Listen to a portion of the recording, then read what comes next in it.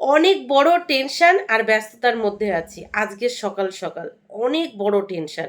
কি সেই টেনশন সবটাই আপনাদেরকে বলবো। তার আগে বলি, এখন রাইট সকাল 6:20 বাজে, জাস্ট ঘুম থেকে উঠেছি। কারণ আজকে মিস্টার প্রতিদেব সকাল 8টার মধ্যে অফিসে যাবে। তো 8টার মধ্যে আমাকে রান্নাবান্না করে দিতে হবে। আর উনি যেহেতু 8টার মধ্যে অফিসে যাবে, সেই জন্য দুষ্টু আজকে স্কুলে যাবে না। সেই জন্য দুই মেয়ে ঘুমাচ্ছে, ওদেরকে এখন আর তুলবো না। ওরা ঘুমাচ্ছে ঘুমাক, আমি এখন ঝটপট করে রান্নাঘরে চলে যাব। যতটুকু পারবো 8টার মধ্যে রান্নাবান্না করে দেবো মিস্টার প্রদীপকে, উনি খাওয়া দাওয়া করে অফিসে যাবে। আজকে আবার মিস্ত্রি দাদাদের কাজে আসার কথা আছে, সব মিলিয়ে প্রচুর কাজের চাপ আছে। তো এখানে বসে এখন ভাট বকবো না, চলুন ঝটপট যতটা পারি গুছিয়ে নিই। কারণ মামামেরও স্কুল আছে, আর 10টার মধ্যে আমাকে সমস্তটা গুছাতে হবে। বুঝতেই পারছেন প্রচণ্ড চাপের মধ্যে আছি। তার উপরে কী সেই টেনশন সেটাও আপনাদেরকে বলবো। ওই টেনশনের জন্য না আমি খেতে পাচ্ছি, না আমি ঘুমাতে পারছি। এত বড় টেনশন, তাও আমার এই চ্যানেল নিয়ে, মানে ফেসবুকের চ্যানেল নিয়ে, যেখানে আমার প্রায় 78K হতে চলেছে। সেই পেজটা টলমলো হয়ে আছে। সব মিলিয়ে প্রচণ্ড চাপে আছি, ডিটেলসে আপনাদেরকে বলবো। তো দেখতে থাকুন। ওরা ঘুমাচ্ছে, আমি ফ্যান অফ করে কথা বলছি। আর বেশিক্ষণ কথা বললে ওরা ঘুম থেকে উঠে যাবে। তারপর উঠে ব্যাস আমাকে ডিস্টার্ব করতে থাকবে। চলুন কাজবাজগুলো গোছায়। ডিমের তরকারি রান্না করব বলে ডিম আর আলু একসাথে সিদ্ধ বসিয়েছিলাম। আলুগুলো এত বেশি সিদ্ধ হয়ে গেছে, মনে হলো না যে আলু দিয়ে আর ডিম রান্না করি। তো কি করব, এই যে ঝটপট করে আলু মেখে নিচ্ছি। তার জন্য দেখুন পেঁয়াজ, টমেটো, একটু রসুন ভেজে নিয়েছি, আর পাশাপাশি 4টে গোটা শুকনো লঙ্কা ভেজে নিয়েছি, আর ডিম সিদ্ধর একটা ডিম সিদ্ধ নিয়েছি। এবার সমস্তটা একসাথে খুব ভালোভাবে মেখে নেব। গরম ভাতের সাথে এরকম একটা মাখা থাকলে না, ওফ কী যে ভালো লাগে খেতে। আমার তো বেশ লাগে। আপনারা কি কেউ কি আছেন আমার দলে যাদের এরকম টাইপের মাখা গরম গরম ভাতের সাথে খেতে ভালো লাগে? তবে এখন আমি খাবো না, মিস্টার প্রতিদেব খাবে। উনি যেহেতু 8টার মধ্যে বেরিয়ে যাবে, তো আমি 7:30টার মধ্যে এই যে রান্না করে দিয়েছি। কি কি রান্না করেছি উচ্ছে ভাজা, সিমুইর পায়েস, আর পাশাপাশি করে নিয়েছি এই যে মাখা। আর যে ডিম সিদ্ধ করে নিয়েছি ওই ডিমের তরকারি হচ্ছে। আলুটা তো মেখে নিয়েছি, তো কি দিয়ে রান্না করব? ওল ছিল, ওল দিয়ে ডিমের ঝোল। আহ কি সুন্দর বললাম না, ওল দিয়ে ডিমের ঝোল। তো যাই হোক, রান্নাবান্না কমপ্লিট। আর একদিকে মিস্টার প্রতিদেবকে খেতে দিয়ে দিয়েছি, তিনি খাওয়া দাওয়া করে অফিসের জন্য বেরিয়ে গেছে। আর এদিকে দেখুন এই জায়গাটা পরিষ্কার করে আমি এখন জল ছিটিয়ে দিলাম, কারণ আজকে এখানে কাজ হবে। যা ধুলো ধুলো হবে তার আগে চলুন এই জায়গাটা পরিষ্কার করে নিই। কত ময়লা আছে না, এগুলো সমস্তটা পরিষ্কার করে দিতে হবে। তো মিস্টার প্রতিদেবের পাশাপাশি এই যে মামামকেও একটু ভাত দিয়ে দিলাম, আর দুষ্টুকে দিয়ে দিলাম সিমুর পায়েস, কারণ দুষ্টু সিমুর পায়েস খেতে ভীষণ পছন্দ করে। আর পাশাপাশি দেখুন ওল দিয়ে ডিমের ঝোলও রান্না কমপ্লিট। তো ঝটপট করে চলুন এখন মামামের লাঞ্চ বক্সটা প্যাক করে নিই। আজকে মামামকে ভাত দিয়েছি এই কারণে, কালকে রাত্রেও তেমন কিছু খায়নি, তাড়াতাড়ি ঘুমিয়ে গেছিল। তো মনে হলো অল্প করে গরম ভাত দিই, আর তার সাথে ওই যে আলু মাখাটা আছে, ওই ওই মাখার সাথে গরম গরম ভাত খেতে না বেশি ভালো লাগবে, সেই জন্য একটু ভাত দিয়ে দিয়েছি। আর আজকে ফলের ভিতরে ওকে একটু পেয়ারা দিয়ে দিয়েছি। ব্যাস মামামের লাঞ্চ বক্স রেডি। রাইট 9:20 বাজে, মোটামুটি কাজবাজ গুছিয়ে নিয়েছি। গুছিয়ে নিয়ে এই যে আমার জন্য হাফ কাপ লিকার চা বানিয়ে নিয়ে ঘরে চলে এসেছি। আর পাশাপাশি রান্নাঘরে দুধ চা বসিয়ে দিয়ে এসেছি, কারণ মিস্ত্রি দাদারা কাজে চলে এসেছে। তো ওনাদের জন্য চা বসিয়ে দিয়ে এসেছি। এখন এই চাটা খাবো, মিস্ত্রি দাদাদের চাটা দেবো। তারপরে আবার কি, দুই মেয়েকে চান করিয়ে ওদেরকে রেডি করাবো, নিজে চান করবো, রেডি হবো, গোপালের পুজো দেবো। তারপর গোপালের নাম নিয়ে দুই মেয়েকে সাথে নিয়ে বেরিয়ে পড়বো মামামের স্কুলের উদ্দেশ্যে। আজকে ঘরবাড়ির যে অবস্থা হবে, এমনি থেকেই বারান্দাটা এখন দেখার হাল নেই, ধুলো ধুলো হয়ে আছে। তবুও ঘরটা তো ঠিক হচ্ছে, এটাই অনেক, তাই না? বাপরে, সকাল থেকে আজকে ছুটতে ছুটতে অবস্থা পুরো খারাপ, পুরো খারাপ। 8টার মধ্যে ওনাকে ওই সেদ্ধ করে দিয়েছি, উচ্ছে ভাজা করে দিয়েছি, আর কালকের একটু ডাল ছিল তাই দিয়ে খেয়ে চলে গেছে। 8টার মধ্যে কতটা কি করা যায় আপনারাই বলুন তো। তার উপরে টেনশনের মধ্যে আছি, তাড়াহুড়ো করে কাজবাজ করতে পারছি না, সেই নিয়েই একটু চাপে আছে। তো যাই হোক চলুন এটুকু খাই, তারপরে বাদবাকি কাজবাজগুলো গুছিয়ে নিই। ওদিকে ময়লার গাড়ি এসছে, চলুন ময়লাটা ফেলে আসি, না হলে চলে যাবে। সকালে এত ছোটাছুটি থাকে, বিশ্বাস করুন এর জন্য আমার কিছু খেতে ইচ্ছা করে না। কিছু খাবার বানাবো আর সেটা যদি শান্তি মতো না খেতে পারি, কতটা রাগ হয় আপনারাই বলুন। তো যাই হোক এই যে মিস্ত্রি দাদাদের চা দিয়ে দিলাম। আর আমার চা কি হয়েছে চলুন আপনি সামনাসামনি বলছি। বাবা, চাটা পুরো শরবত হয়ে গেছে, পুরো শরবত হয়ে গেছে।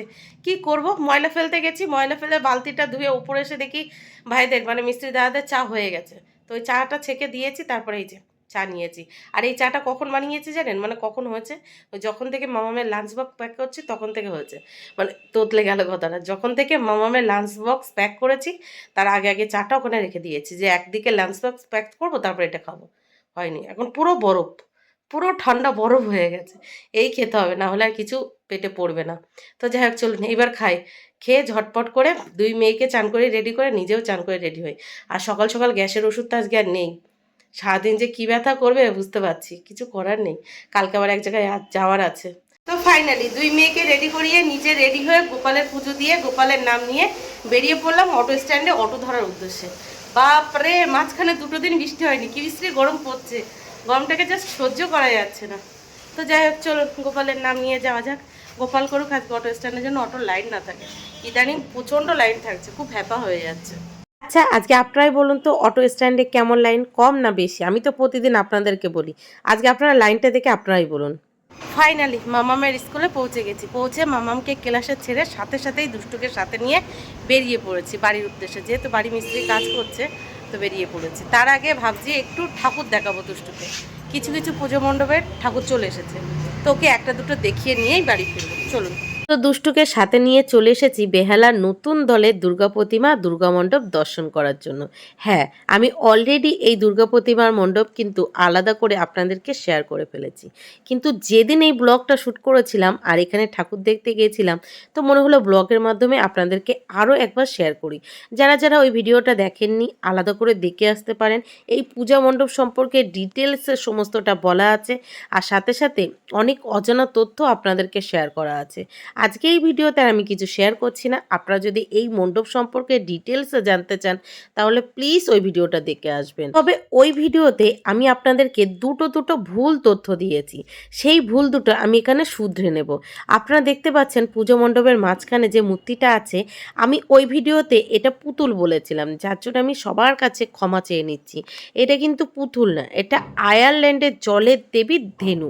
এটা আমার না জেনে বলাটা অনেক বড় ভুল হয়েছে, অনেক বড় ভুল, তো আপনাদের কাছে আমি ক্ষমা চেয়ে নিচ্ছি। তো যাই, এটা ছিল আমার 1 নম্বর ভুল তথ্য। আরও একটা ভুল তথ্য আপনাদেরকে ওই ভিডিওতে শেয়ার করেছি, চলুন আগে গিয়ে সেটা বলছি। তো দেখুন মণ্ডপটা আপনাদেরকে চারিপাশে আরও একবার দেখিয়ে দিচ্ছি, ওই ভিডিওতে ভালো করে ডিটেলসে বলা আছে আর দেখানো আছে। আচ্ছা, আপনারা এমন কেউ কি আছেন যাদের শিউলি ফুল ভালো লাগে না? আর ঠিক শরতের আকাশ কার কার ভালো লাগে না? সবার ভালো লাগে তো। সেই প্রত্যেকটা জিনিস কিন্তু এই মণ্ডপে আপনারা দেখতে পাবেন। মানে পুজোর আগে আগে যে সমস্ত আমরা চারিপাশে দেখতে পাই সেটা দেখা যাবে। আর এটার থিম ছিল কিন্তু কল্পনা, যেটা আমরা কল্পনায় ভাবি সেটা এই দুর্গা মণ্ডপে ফুটিয়ে তুলেছে। অসাধারণ, অসাধারণ, এত সুন্দর বানিয়েছে আপনাদেরকে কি বলবো। আর সেকেন্ড যে ভুল তথ্যটা ছিল সেটা হলো, আমি এখানে এই শিউলি ফুলগুলো কাগজের তৈরি বলেছিলাম, এটা কিন্তু কাগজের তৈরি না। সত্যিই তো ভাববার বিষয়, যদি কাগজের হয় বৃষ্টি হলে সেগুলো তো গলে যাবে, বা হাওয়া টাওয়া হলে এদিক ওদিক হয়ে যাবে। ওটা কাগজের ছিল না, ওটা ছিল অ্যালুমিনিয়ামের। আমি আপনাদেরকে ওই ভিডিওতে বলেছিলাম এটা কাগজের, তো সরি আমি ভুল তথ্য দিয়েছি। তো আমার ওই ভিডিওর কমেন্ট সেকশানে একটা ভাই বা বোন কমেন্ট করে আমাকে ডিটেলসটা জানায়, তো সেই ভাইকে অসংখ্য ধন্যবাদ, তুমি আমাকে ভুল তথ্যটা জানিয়েছো, যেটা আমি এখানে আবার বলতে পারছি। দুর্গা প্রতিমার ঠিক সামনেরটা দেখুন, চারিদিকে শিউলি ফুল আর মাঝখানে দেখুন ধুদ্রা ফুলের মতো 4টে ডিজাইন, অসম্ভব সুন্দর, অসম্ভব সুন্দর। আর এই ধুদ্রা ফুলের যে ডিজাইনটা করেছে এটা কিন্তু বাঁশের চটা চেঁচে পাতলা করে সেটা দিয়ে ডিজাইনটা বানিয়েছে। আর চারিপাশে যে শিউলি ফুলগুলো দেখছেন সেগুলো অ্যালুমিনিয়ামের। এটা কিন্তু আমি আমার ভিডিওর কমেন্ট থেকে উদ্ধার করেছি। আর শিউলি ফুলগুলো দেখুন নড়ছে, হাওয়া দিলেই কিন্তু নড়ছে। আর পুরো পূজা মণ্ডপ জুড়ে যেমন আছে রোহাল গ্রিল, বাট আর বড় বড় যে প্রেক সেগুলো দিয়ে অসম্ভব সুন্দরভাবে ডিজাইন করা। সত্যি দেশ বিদেশ মিলে এবার যে এত সুন্দর আমাদেরকে একটা উপহার দিয়েছে, আমরা সবাই কৃতজ্ঞ সেই সমস্ত মানুষদের যারা এই পূজা মণ্ডপটা উপস্থাপনা করেছে। দেখুন তাদের ভিতরে কয়েকজন এখানে বসে আছে আয়ারল্যান্ডের। আমি ওনাদের বিষয়ে তেমন কিছু জানি না, সেই জন্য কিছুই বলছি না, কিন্তু ওনারা এসেছেন কিন্তু আয়ারল্যান্ড থেকে। আর সত্যি কথা বলতে আমি অতি তুচ্ছ, আমি কি করে ওনাদের বিষয়ে জানবো, কিন্তু ওনাদের ব্যবহার এত ভালো, এত ভালো, সেটা ভাষায় প্রকাশ করানো যাবে না। তো একজন স্যার দুষ্টুর সাথে একটু কথা বলে নিল, আমার ভিডিওতে আসতে বললাম, এক কথাতে চলে এলো। তো ওনাকে টাটা করে তারপরে এই যে চলে এলাম অটো স্ট্যান্ডে। অনেক হাঁটাহাঁটি হয়েছে, দুষ্টুর খুব কষ্ট হয়ে গেছে। অটো স্ট্যান্ডে এসেই বলছে মা আইসক্রিম খাবো, তো মা মেয়ের জন্য 2টো আইসক্রিম নিয়ে নিলাম। দুষ্টু অটোতে বসে বসে আইসক্রিমটা খাওয়া শুরু করে দিল, আর আমি বাইরে বসে খেলাম। তারপরে চলে এলাম বাড়ির উদ্দেশ্যে। এবার বাড়ির অবস্থা দেখুন, আপনারাই বলুন কেমন লাগছে। পুজোর সময় যদি বাড়িতে এরকম কাজ হয় আর সারা বাড়ি জুড়ে যদি ধুলো বালি এই সব জিনিস থাকে তাহলে কতটা ভালো লাগে। ভালো লাগে কি, আমার তো বিরক্তি লাগছে, মানে কি বলবো, অসহ্য লাগছে, মনে হচ্ছে কখন এই কাজ শেষ হবে। ঋদ্ধিমান, ও ঋদ্ধিমান, তুমি কোথায় গেছিলে? কোথায় গেছিলে তুমি? কোথায় গেছিলে? তুমি ব্যাংকে গেছিলে? ক কোটি টাকা তুলেছো? ক কোটি টাকা তুলেছো? আমাকে কয় কোটি টাকা দাও, পুজোয় শপিং করব। দাও, দাও, টাকা দাও, দাও টাকা দাও, দাও। ও হাত মুঠো করে রেখেছে, না দেওয়া যাবে না, বৌমনিকে টাকা দেওয়া যাবে না। দুষ্টু ভাত খাবে? ভাত খাবে? তা ভাইকে একটু গান শোনাও। আইরে পাখি লে ছোলা, খেতে দেব চাল ছোলা, আইরে পাখি লে ঝোলা। আর এটা ক্যামেরা অন করলে ওর মুখে কোনো আওয়াজ নেই, হ্যাঁ একেবারে ঘদু। কার ঘদু ওটা? তোমার ঘদু? তাই দেখুন দুই ভাই বোনের অবস্থা, একজন তাকায় তো আরেকজন তাকায় না, ফটো সেশন হচ্ছে আর কি। ভাবলাম যে দুইজন এত সুন্দর করে বসে আছে, মানে দুষ্টুর ভাইকে কোলে নিয়ে বসে আছে, কয়েকটা ফটো তুলে নেওয়া যাক। বাপরে, কেউ যদি একটা ফটো তুলতে দেয়। তো যাই হোক, কিছুক্ষণ ঋদ্ধিমানের সাথে খেলা হলো, তারপরে এই যে খেতে বসে পড়েছি। আমি শুধু ওই আলু মাখাটাই নিয়েছি, আর সাথে উচ্ছে ভাজা, কি দারুণ খেতে লেগেছে ওই আলু মাখা। আসতে না আসতেই আবার যাওয়ার সময় হয়ে গেছে, আপনারাই বলুন কেমনটা লাগে। তো যাই হোক, মাম্মামকে স্কুলে ছেড়ে বাড়ি এসেছি। সবার প্রথমে আমাদের ঋদ্ধিমান সোনার সাথে কিছুক্ষণ খেলা করেছি, তারপর আমার একটা ভিডিও করা ছিল, শর্ট ভিডিও, মাত্র ওই 10-15 সেকেন্ডের একটা ভিডিও করেছি। আমি আর দুষ্টু মিলে খেয়েছি, খাওয়ার পরে যে সমস্ত কাজবাজগুলো থাকে সেগুলো গুছিয়েছি, গোছানোর পর দুষ্টুকে ঘুম পড়িয়েছি, তারপর রেডি হয়ে যে বেরিয়ে পড়েছি। চলুন এবার মাম্মামকে নিয়ে আসি। কি বিশ্রী গরম পড়ছে, বৃষ্টি হলেও জ্বালা, না হলেও জানা, না হলেই বিশ্রী গরম। ঘরে তো এসে নেই যে এসির হাওয়া খাবো ঠান্ডা ঠান্ডা, বাপরে। চলো, 3:20 বেজে গেছে। তার উপরে এই যে বাড়ি পাথরের কাজ হচ্ছে, পুরো ঘর বাড়ি ধুলো ধুলো ধুলো, বিরক্তি লাগছে, বিরক্তি। কদিন থাকবে এরকম? 3-4 দিন এরকম ধুলো ধুলো থাকবে। Good afternoon. ভীষণ মেঘ করেছে, ভীষণ, চারিদিক পুরো অন্ধকার হয়ে গেছে। বাবা, গাড়িতে চুল পুরো এলোমেলো হয়ে গেছে মনে হচ্ছে। ওই যে দেখুন মেঘ ডাকছে, শুনতে পাচ্ছেন কি? আর মেঘ করেছে দেখে মাম্মামের মুখে হাসি দেখুন, প্রচণ্ড মেঘ করেছে, মনে হচ্ছে এক্ষুনি ঝমঝমে বৃষ্টি শুরু হয়ে যাবে। তাড়াতাড়ি চল বাড়ির দিকে যাই। দেখো মাম্মাম, ঝড় উঠে গেছে, ঝড় ঝড় ঝড়।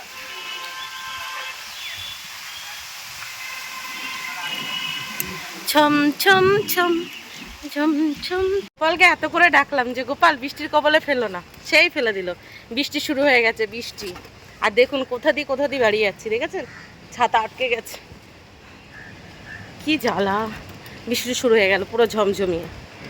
দেখুন কেমন জোর বৃষ্টি হচ্ছে, আর সাথে তেমন হাওয়াও বইছে, মানে ছাতা পুরো উল্টে যাচ্ছে, এরকম অবস্থা। কি অবস্থা, গোপালকে এতবার ডাকলাম, সেই বৃষ্টির কবলে ফেললো, সেই বৃষ্টির কবলে ফেললো, পুরো ভিজে গেছে। আর ওদিকে দেখুন মামামা পুরো ভিজে গেছে, ব্যাগ ভিজে গেছে, গেঞ্জি ভিজে গেছে, আর প্যান্ট সে তো পুরো চুপচুপ হয়ে গেছে।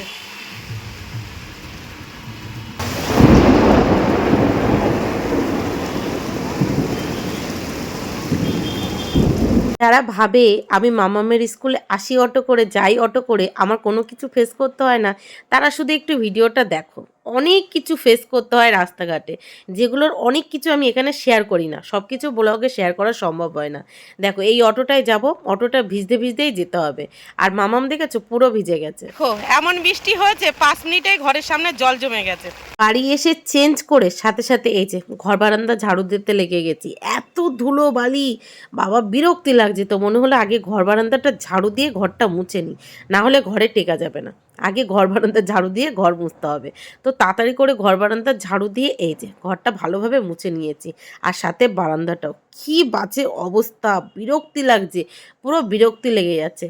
তো যাই হোক, ওই কাজগুলো করে এই যে মামামের লাঞ্চ বক্সটাও ধুয়ে নিয়েছি, আর পাশাপাশি মামামের স্কুল ড্রেসটাও কেচে দিয়েছি। ভিজে গেছিল তো, আর তো রাখা যেতই না এমনি থেকেও। এখন মামামের স্কুল ড্রেসটা প্রতিদিনেরটা প্রতিদিন ধুয়ে দিই। এই যে 2 মেয়েকে দিয়ে দিয়েছি দুধ হরলিক্স, আর পাশাপাশি আমি নিয়ে নিয়েছি আমার জন্য আদা তেজপাতা দিয়ে বানানো লিকা চা।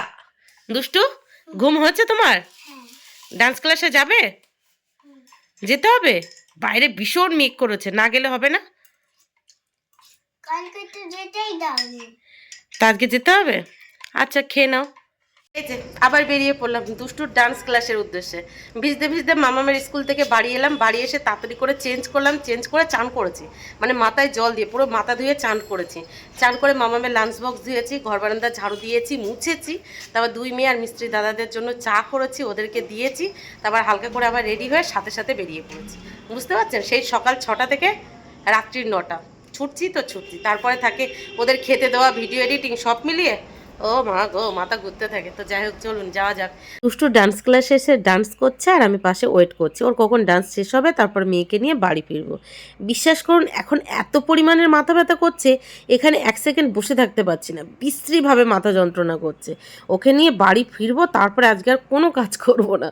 বলছি করব না, করতে তো হবেই, আমি ছাড়া করবে কে? আমার সংসার আমাকেই তো করতে হবে, আমার মেয়ে, ওদেরকে খেতে দিতে হবে তো আমাকেই, তাই না? সে যতই যা প্রবলেম থাকুক না কেন। দেখুন সব বাচ্চাগুলো কত সুন্দর ডান্স করে, আর দুষ্টু দেখুন কি বাজে ডান্স করে। মেয়ে আমার একদম ডান্স করতে পারে না, আর যখন বলবো রেগে যাবে। তো যাই হোক ডান্স ক্লাস থেকে ফেরার পথে এই যে এখানের এই দুর্গা প্রতিমাটা দেখে আর দুর্গা মণ্ডপটা দেখেই বাড়ি ফিরেছিলাম। সরি, এই মণ্ডপে এখনও দুর্গা ঠাকুর আসেনি, এটা আমাদের কালচার মাঠের অটো স্ট্যান্ডের দুর্গা মণ্ডপ। তো যাই হোক চলুন আজকে ব্লগটি এখানেই শেষ করছি, কারণ ফোনের চার্জটা শেষ হয়ে গেছে আর বাড়ি গিয়ে এনার্জি নেই। সব মিলিয়ে দেখা হচ্ছে কাল সকাল থেকে আরেকটা ফ্রেশ নিউ ব্লগ।